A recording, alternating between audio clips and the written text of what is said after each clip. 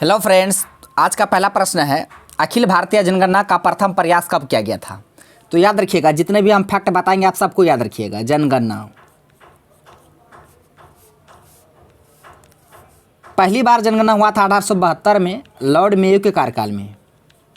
Lord Mayo के कार्यकाल में पहली बार जनगणना हुआ था, जो कि 10 के आधार पर नहीं था।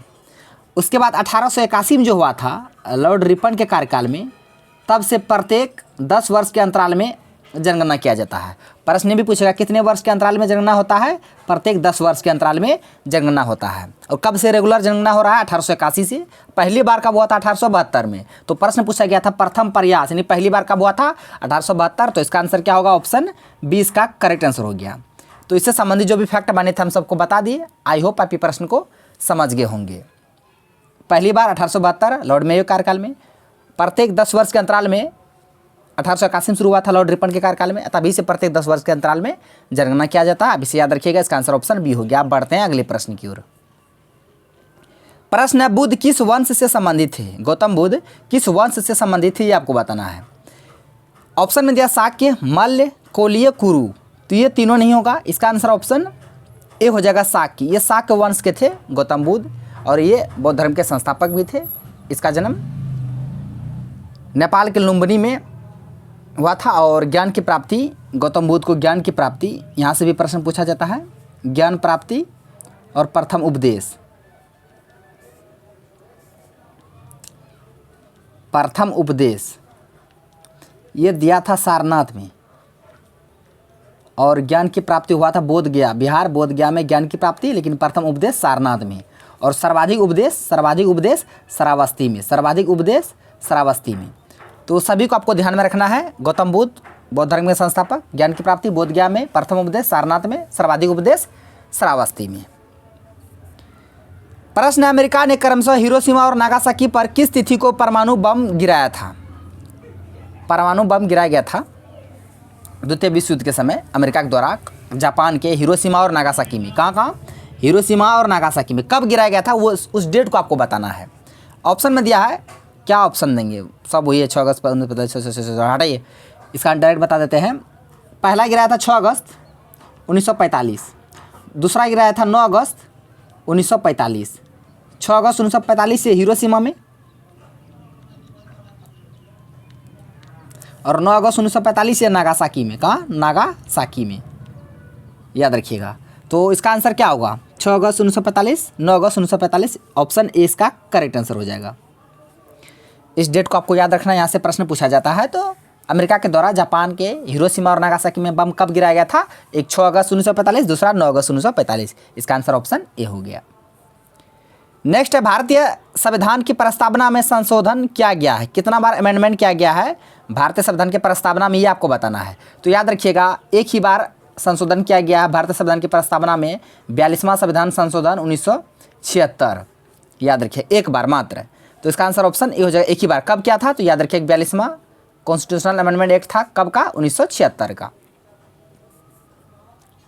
प्रश्न है, WTO वर्ल्ड ट्रेड ऑर्गेनाइजेशन का स्थापना कब हुआ था? याद रखिएगा 1 जनवरी, डेट को भी याद रखिएगा, 1 जनवरी 1995 को WTO वर्ल्ड ट्रेड ऑर्गेनाइजेशन का स्थापना हुआ था। और उसका हेड क्वार्टर है जिनेवा में। कहाँ है?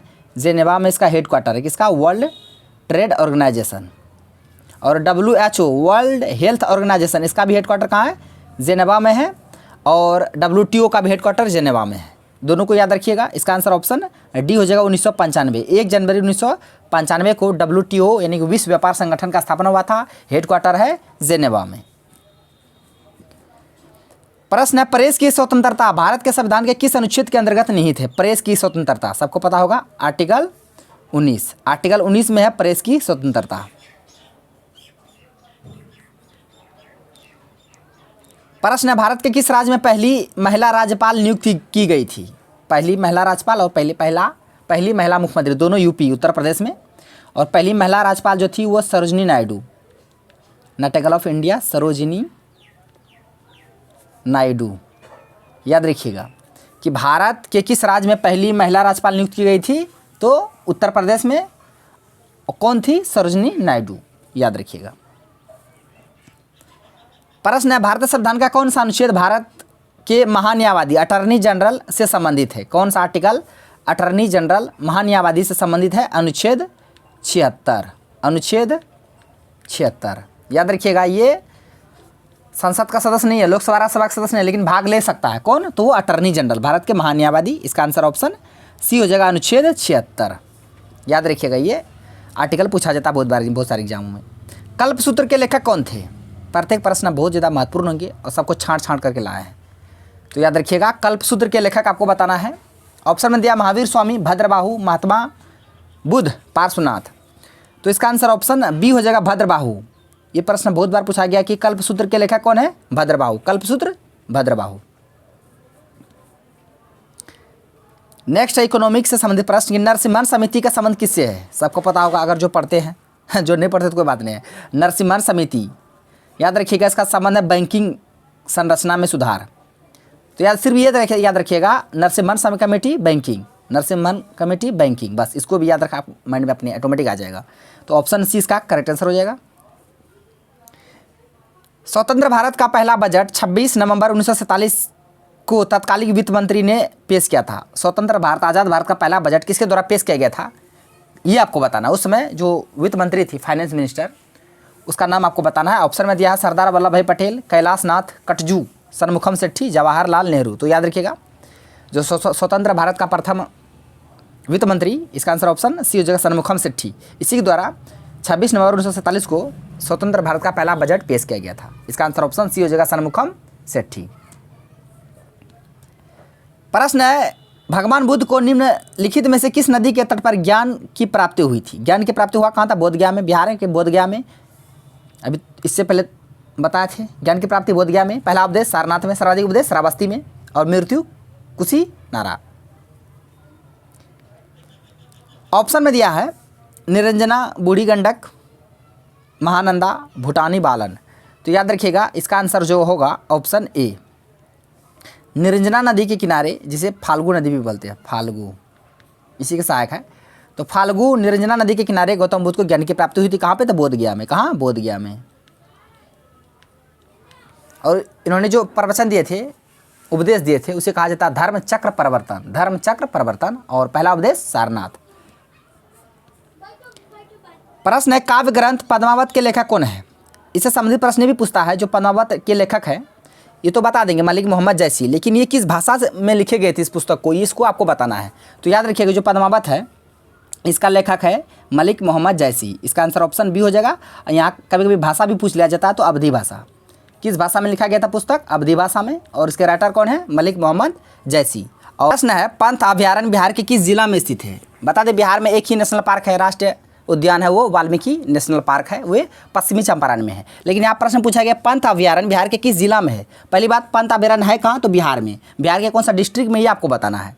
ऑप्शन में दिया नालंदा, रोहतास, कटिहार, मुंगेर। तो याद रखिएगा इसका आंसर ऑप्शन ए हो जाएगा, नालंदा डिस्ट्रिक्ट में है पंत अभयारण्य, और ये बिहार में है। ये प्रश्न बहुत बार एग्जाम पूछा गया। अभी हाल ही में दरोगा एग्जाम में पूछा गया था, दुर्गावती जलप्रपात, दुर्गावती वाटरफॉल जलप्रपात, ये किस नदी पर है? तो दुर्गावती नदी पर है। और ये कहाँ पे है? तो रोहतास में है। कहाँ है? रोहतास, कैमूर में है। इसको भी आपको ध्यान में रखना है। और इसके साथ साथ पंत अभयारण्य बिहार में है। किस जिला में? नालंदा में। कभी कभी राजगीर भी देगा ऑप्शन में, तो याद रखिएगा राजगीर का, नालंदा डिस्ट्रिक्ट में ही राजगीर है। तो भारत के प्रथम उपराष्ट्रपति कौन थी आपको बताना है, सबको पता होगा। प्रथम राष्ट्रपति पूछेगा तो डॉक्टर राजेंद्र प्रसाद, लेकिन प्रथम उपराष्ट्रपति था डॉक्टर सर्वपल्ली राधाकृष्णन। इसका आंसर ऑप्शन बी हो जाएगा। और इसी के जन्म दिवस पर हम लोग टीचर डे मनाते हैं 5 सितंबर।